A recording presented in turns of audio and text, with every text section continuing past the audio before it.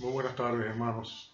Para mí esto es toda una experiencia nueva. Nunca había predicado, si cabe decirlo, delante de una cámara, o para una cámara, mejor dicho, porque no tengo a ustedes conmigo para compartir las verdades de la palabra de Dios. Y en consecuencia estaba hasta medio timorato, temeroso de hacerlo y hacerlo incorrectamente. Pero he pedido al Señor que me guíe. Y fundamentalmente lo que quiero traerles en esta mañana del domingo es una serie de reflexiones que he tenido, que algunas de ellas ya vienen arrastrándose desde hace tiempo como mortificaciones en mi mente, y otras se han avivado a consecuencia de la situación en que estamos a causa del coronavirus. Pero antes que cualquier cosa voy a orar. Les pido que ustedes me acompañen para pedir al Señor su bendición en este tiempo. Padre Celestial, no tengo, Señor, ni idea, Padre, de hasta qué punto tú podrás utilizar o no, Señor, la exhortación de esta mañana o la reflexión de esta mañana para bendecir a mis hermanos. No puedo ni siquiera percibir a través de la vista de ellos con una invitación a prestar atención si ciertamente, Señor, estas palabras están llegando a los corazones de ellos y les servirán para alentarles, Señor. Pero tú sabes que es mi deseo, Señor. Te doy las gracias porque a pesar de la clausura, Señor, a pesar de la cuarentena, pues podemos, Señor, comunicarnos. Y te doy gracias, Padre, por tu iglesia, Señor, cada hermano en particular, y cada persona adicional a quien tú quieras que llegue, Señor, este mensaje. Te pedimos, Padre, que lo uses para tu gloria, en el nombre de Cristo Jesús. Amén. Hermanos, mis reflexiones comienzan, sin lugar a duda, con el hecho de pensar que esto que ha sucedido, que está sucediendo en el pasado, otras veces había sucedido, pero no desde el punto de vista clínico, médico o científico, sino desde el punto de vista espiritual. Desde el punto de vista espiritual, lo que hemos visto es que desde hace ya tiempo había señales inequívocas de que la humanidad había vuelto a recaer en el pecado de la soberbia. El mismo que se menciona en el libro de Romanos capítulo 1, cuando habla de la condenación universal que viene como consecuencia de que los hombres sencillamente no quisieron tomar en cuenta a Dios, y por cuanto no tuvieron a bien tomar en cuenta a Dios, pues sencillamente Dios tuvo que reprobarles. Todo esto devino en un castigo universal. Sabemos que tal vez hay una característica en este juicio que lo constituye en un juicio universal. Y otra vez vemos que los rasgos que estaban presentes en la época en la cual la maldad creció a un punto tal que el Señor decidió finalmente no seguir de ninguna manera tolerando esa maldad y mandó un juicio universal en el diluvio. Pues otra vez hemos visto, Señor, hemos visto al Señor obrar de esta manera universalmente, porque esta pandemia pues realmente ha cubierto la totalidad del globo terráqueo, en nada parecido a lo que había sucedido antes desde el punto de vista médico, clínico, con pestilencias o virus que ciertamente habían golpeado parte de la población mundial, pero no a la totalidad de ella. Consecuentemente, estamos viendo que sin lugar a duda Dios en un momento dado ha decidido sencillamente pues enviar un juicio suyo. Y el problema es siempre el mismo. El hombre, no obstante saber y conocer a Dios, se ensoberbece en su razonamiento, su necio corazón es entenebrecido y comienza a creerse que es muy sabio, más sabio que Dios. Profesando ser sabio se hace necio, y lo que pasa es que su necio corazón es entenebrecido. Eso es lo que dice el texto en Romanos capítulo 1, versículo 21. No solamente eso, sino que termina sencillamente no buscando a Dios.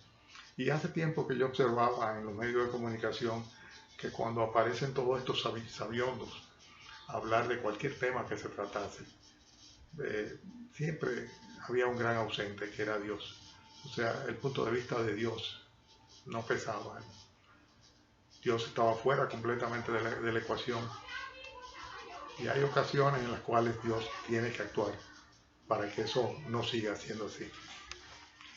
Seguramente ustedes van a identificar perfectamente este pasaje como algo contemporáneo, cuando dice, como ellos no aprobaron tener en cuenta a Dios, Dios los entregó una mente reprobada para hacer cosas que no convienen, estando atestados hasta la cabeza de toda injusticia, fornicación, perversidad, avaricia, maldad, llenos de envidia, homicidios, contiendas, engaños, malignidades, murmuradores, detractores, aborrecedores de Dios, injuriosos, soberbios, altivos, inventores de males, desobedientes a los padres, necios, desleales, sin afecto natural, implacables, sin misericordia.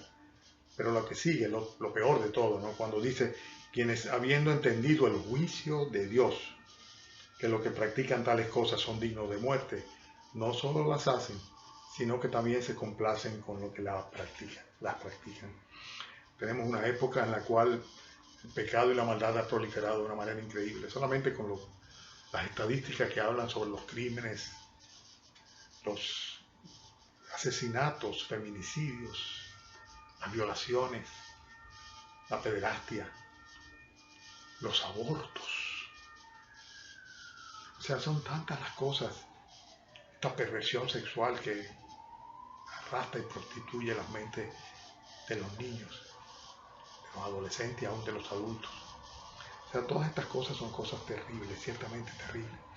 Y en el fondo hay toda una adoración al diablo, una idolatría que se manifiesta en una religiosidad y muchas veces inclusive con desdén desde las mentes más privilegiadas.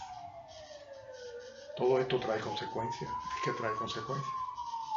Lo sabemos por la historia y lo sabemos porque sencillamente la ira de Dios, dice la Escritura, se revela desde el cielo contra toda injusticia de los hombres que con injusticia, toda impiedad e injusticia de los hombres que con injusticia, pues lo que hacen simplemente es detener la revelación de Dios, la verdad de Dios. Y por eso no quieren hablar de la Biblia tampoco, y por eso lo que la Biblia dice o lo que Dios piensa no es importante en todos sus razonamientos. Esa es una realidad en la cual estamos nosotros, en esta época, en este siglo XXI. Y todo esto trae necesariamente el juicio de Dios. Si a alguien le queda alguna duda, sepan que el coronavirus, el COVID-19, es un juicio de Dios. Ya son muchos los intelectuales y gobernantes en el mundo que lo han aceptado, los médicos que se han doblegado ante la realidad de su impotencia. Y ellos mismos dicen, hay que clamar a Dios, hay que pedirle a Dios que tenga misericordia, porque Dios está irado con un mundo que ha hecho del conocimiento y de la ciencia y de la tecnología su Dios, un ídolo. Eso es triste. Y eso es lo que estamos nosotros viendo y viviendo. Ahora bien, hermanos, la iglesia verdadera se pone a prueba en los tiempos de tribulación. Nosotros no sabemos, hoy estamos hablando y ya mañana mismo, las cifras, los difuntos, los muertos, los enfermos, los contagiados, aumentan en una manera exponencial completamente. Y no sabemos a dónde vamos a parar. Pero la iglesia sí. La iglesia tiene una seguridad y una esperanza que trasciende lo que sucede aquí sobre la tierra. Tenemos una ciudadanía celestial. Tenemos la certeza de que el Señor no nos ha puesto para ira, sino para alcanzar misericordia, para salvación. Sabemos que el día que no estemos acá estaremos en la presencia del Señor. Pero sabemos muy bien que muchos que profesan ser cristianos ni siquiera entienden eso, porque no lo han experimentado, porque no han nacido de nuevo, porque no mora Cristo por la fe en sus corazones. Consecuentemente, nosotros tenemos que recordar que hay un aviso en las Escrituras de que habría una apostasía general que iba a preceder el retorno de nuestro Señor Jesucristo. En 2 de Tesalonicenses, dice el apóstol Pablo con respecto a la venida del Señor Jesucristo y nuestra reunión con Él, os rogamos, hermanos, que no os dejéis mover fácilmente de vuestro modo de pensar ni os conturbéis. Nadie os engañe en ninguna manera, porque no vendrá sin que antes venga la apostasía y se manifieste el hombre de pecado, el hijo de perdición, hablando del anticristo. Pero hay un énfasis, o sea, debe venir la apostasía. Y la apostasía siempre va a preceder la realidad del retorno de nuestro Señor Jesucristo. Hemos estado viviendo un tiempo de mucha apostasía y en esta época será una época en que se pondrán a prueba los verdaderos creyentes y habrá una diferenciación de parte del que ciertamente es de Cristo del que no lo es. Porque lo que ha sucedido es que en los últimos años la Iglesia ha dado una cabida al mundo tal que muchas veces el pueblo de Dios fácilmente da señales erráticas en cuanto a quién es su dueño, quién es su amo y quién es su Señor, por los patrones adquiridos, adoptados de un mundo del cual fue sacado por medio de la redención en Cristo Jesús. Consecuentemente, la verdadera iglesia va a ser la que pase la prueba y que no repruebe este tiempo de juicio y de prueba que Dios ha mandado sobre la humanidad. La verdadera iglesia será como la iglesia de Filadelfia, a la cual el Señor le promete en Apocalipsis 3, los versículos 10 y 11, por cuanto has guardado la palabra de mi paciencia, yo también te guardaré de la hora de la prueba que ha de venir sobre el mundo entero, para probar a los que moran sobre la tierra. He aquí yo vengo pronto, retén lo que tienes para que ninguno tome tu corona. Apocalipsis 3, versículos 10 y 11. Este es un tiempo en el cual los verdaderos cristianos tenemos que arrepentirnos también. Tenemos que arrepentirnos delante del Señor de nuestra falta de fidelidad, nuestra falta de constancia, nuestra permisibilidad de haberle hecho el juego al adversario muchas veces. Tenemos que arrepentirnos de no haber hecho lo propio, de no haber testificado de aquel que realmente tiene el poder y es soberano y que gobierna los cielos y la tierra y que por sus palabras pura y simplemente fueron todas las cosas creadas. Aquel que tiene el poder manifiesto a través de la resurrección de entre los muertos, de darnos vida a nosotros que estamos muertos como seres humanos en nuestros delitos y pecados. Y consecuentemente es un tiempo en el cual la propia iglesia debe arrepentirse, mirar al que fue traspasado y venir a cuentas con el Señor. Es un tiempo en el cual nosotros necesariamente debemos renovar nuestros votos, avivar nuestra adoración, consagrar nuestras vidas, nuestros pensamientos, nuestros tiempos, comenzar a rechazar lo profano y separarlo de lo santo. Ha sido, en cierta manera, triste el ver como muchas personas que entendemos que son creyentes utilizan las redes sociales para mandar algunas cosas que realmente, por las expresiones que tiene y las imágenes que presenta, son abominación para Dios. Y consecuentemente, sin querer, tal vez, nos hemos vuelto muy permisivos. La vida de la piedad, pues, no es la práctica nuestra. Y realmente tenemos un Dios que es celoso con su pueblo, muy celoso.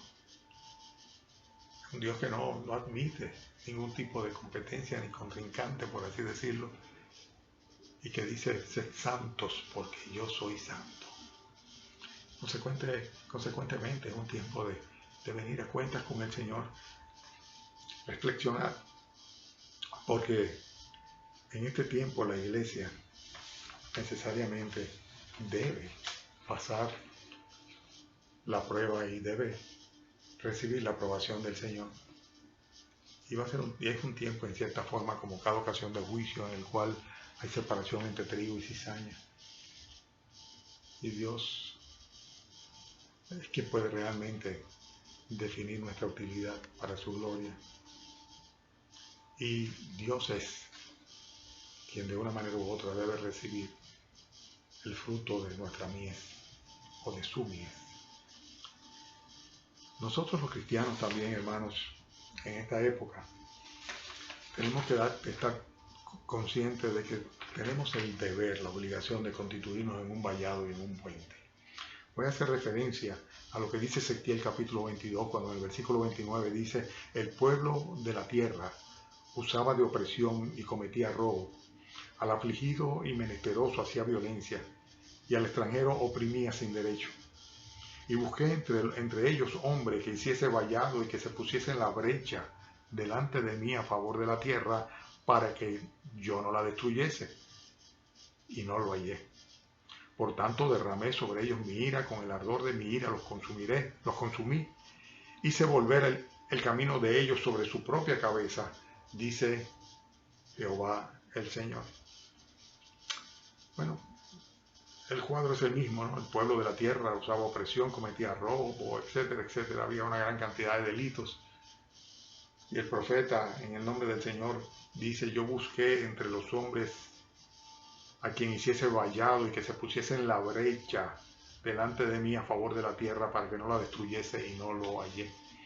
En esta época, nosotros tenemos que constituirnos en un vallado, en un muro de contención, si es que el Señor nos concede ese privilegio, en un muro de fe, de esperanza, de adoración, de remanente, delante del Señor, en una labor de intercesora, de manera de que nosotros nos constituyamos en un puente, en algo que permita que esta brecha que hay entre la humanidad pecadora y el Dios justo y bueno, pues sea cubierta de alguna manera.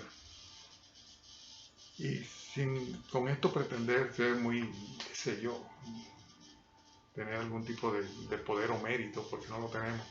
Pero sin embargo es cierto que tenemos un Dios que, aunque está airado, se complace sin lugar a duda en tener misericordia de los que le temen y guardan su palabra.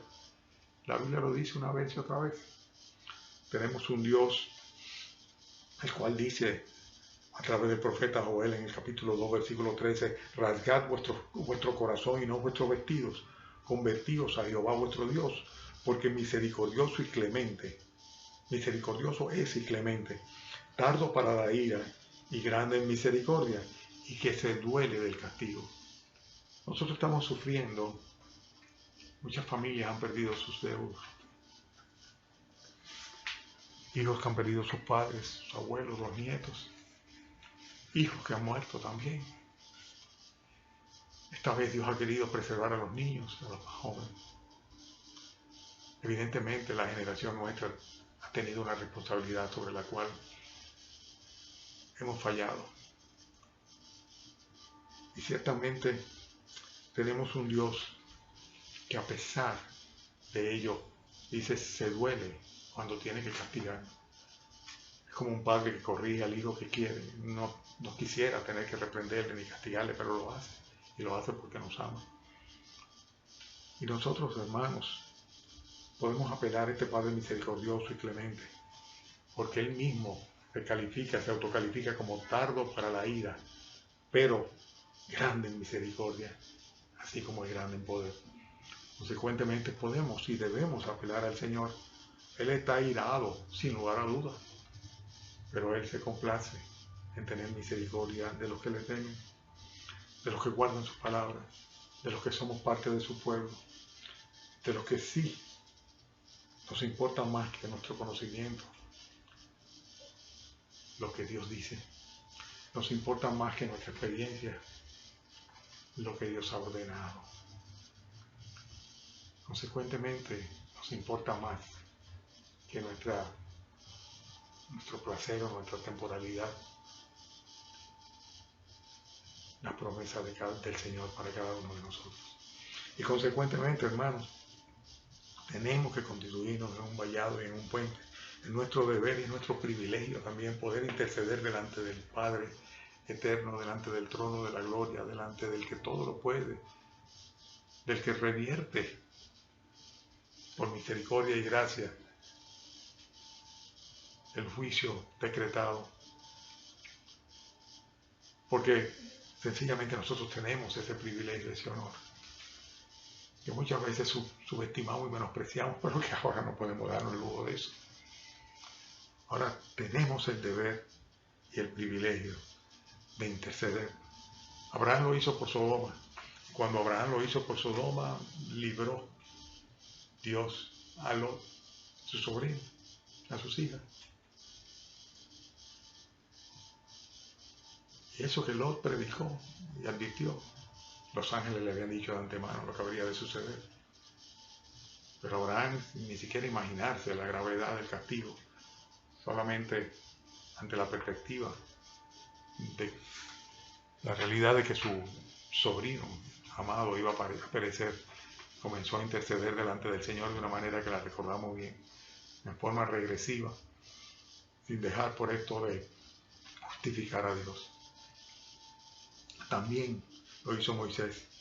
Moisés lo hizo cuando Aarón, de una manera torpe, salió a un pueblo que no acababa de comprender la majestad del Dios que abrió las aguas del mar, el poder de Él, la soberanía, la permanencia. Y sencillamente hizo un becerro y le adoró. Y cuando la ira de Dios se encendió, iba a destruir el pueblo entero, pero la oración intercesora de Moisés, apelando a la naturaleza misericordiosa de Dios, pues sencillamente tuvo efecto. Y el Señor extendió sus días, y el Señor les permitió que finalmente el pueblo llegara a la tierra prometida, si bien no todos los que pecaron y los que cayeron, pero sin embargo, siendo fiel a su promesa hecha a Abraham e Isaac. Y consecuentemente, nosotros vemos que Dios obró y obró en misericordia. También lo hizo David, aquella nación que él había ordenado censar, en una actitud autocomplaciente y soberbia, como si fuera para contar con sus fuerzas y no depender de las de Dios. Pues aquella nación finalmente, hermanos, terminó con un juicio de Dios sobre ella. Pero fíjense qué interesante, que dice Primera de Crónicas 21, 14 y 15, que Jehová envió una peste en Israel y murieron de Israel 70,000 hombres. Y envió Jehová el ángel a Jerusalén para destruirla. Pero cuando él estaba destruyendo, dice luego, miró Jehová y se arrepintió de aquel mal. Y dijo al ángel que destruía, basta ya, detén tu mano. El ángel de Jehová estaba junto a la era de Ornán, el buceo. David oró por la nación, clamó a Dios.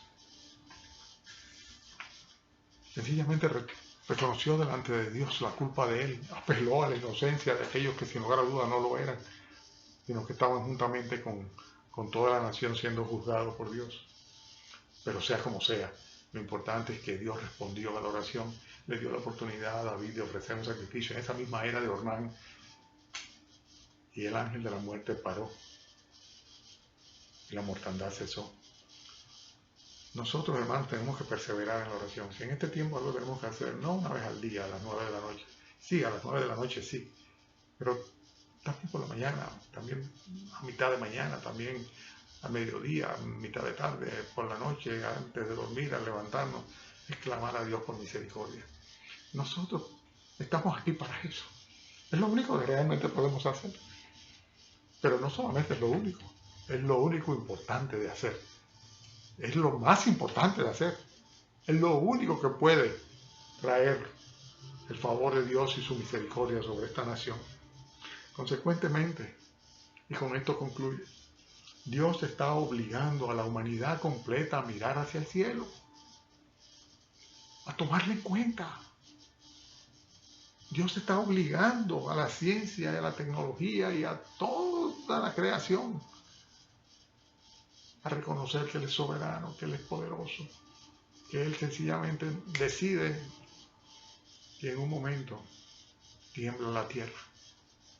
Hermanos míos, nosotros tenemos que aprovechar este tiempo, aprovechar inclusive las facilidades modernas de comunicación, y tenemos que llamar al arrepentimiento y la conversión a todo aquel que podamos, en vez de mandarle un dibujito, o un chiste, o un comentario, o un himno, o un cántico, o un videíto de los que se asoman a la ventana a cantar. Mandémosle el videíto de los que paran en la ventana a predicar arrepentimiento. Y si mandamos uno, por lo menos que no se quede la compañía del otro, de manera de que sea solamente una carnada, porque no es tiempo de distenderse, no es tiempo de relajarse, no es tiempo de pasarla bien, no es tiempo de ninguna manera de tratar de no pensar en lo que está pasando, es todo lo contrario, es tiempo de reflexionar, es tiempo de exhortar al arrepentimiento, es tiempo de tomar a aquellos amigos que tenemos sus teléfonos y mandarle el plan de salvación, lo lean o no lo lean, lo oigan o no lo oigan. Pero si no, ¿ahora cuándo? Ahora que Dios ha sensibilizado a la humanidad. Este es el tiempo de dar testimonio. Ojalá podamos grabar muchísimos mensajitos personales, video voice, como le llaman, dirigidos a nuestros hermanos, a nuestros amigos, a nuestros compañeros de colegio, a nuestros compañeros de universidad, a nuestros colegas profesionales, y recordarles que hay un Dios soberano en la tierra, que tiene poder para sanar, que tiene poder para curar, pero que también tiene poder para juzgar y para condenar. Y que hay que escapar de la condenación de este mundo y aferrarse a los pies del Redentor que está en la cruz clavado. ¿O qué fue? No está. Fue en la cruz clavado y está a la diestra del poder de Dios intercediendo por los suyos. Hermanos, no dejemos de interceder. De una manera muy particular tenemos que clamar por nosotros, por nuestros hijos, por nuestros ancianos, por los que están sirviendo, a los que estamos recluidos. Orar por esta nación completa, por la nación de Haití, por los pobres, aquellos que no tienen la oportunidad de tomar una habitación y aislarse. Oh Señor, para que esta juventud no tome esto como algo de lo cual sencillamente yo estaba inmune, sino que sea una realidad para ellos el hecho de que Dios está presente. Y Dios está presente para bien o para mal. Consecuentemente, Señor, rogamos por los pobres aquí en Haití, por los más necesitados, por los que ya estaban quebrantados de salud, por aquellos que son más vulnerables, Señor, para que tú tengas misericordia de ellos, Señor. Rogamos por el mundo, Señor. Y rogamos en particular por tu iglesia para que nos ayude, Señor, a ser fieles en este tiempo. Y para que si es tu voluntad, pues sencillamente nos vengas a buscar, Señor. Eso es lo que tenemos que hacer. Orar al Señor en todo tiempo, en todo lugar, como dice la Escritura, levantando no solo manos santas, sino corazones genuinos, sinceros, contritos y arrepentidos, porque a ese no desechará nuestro Señor. Que el Señor les bendiga, hermanos. Ojalá que estas palabras puedan servirles de aliento. Son reflexiones, pensamientos sobre esta situación. Dios les bendiga.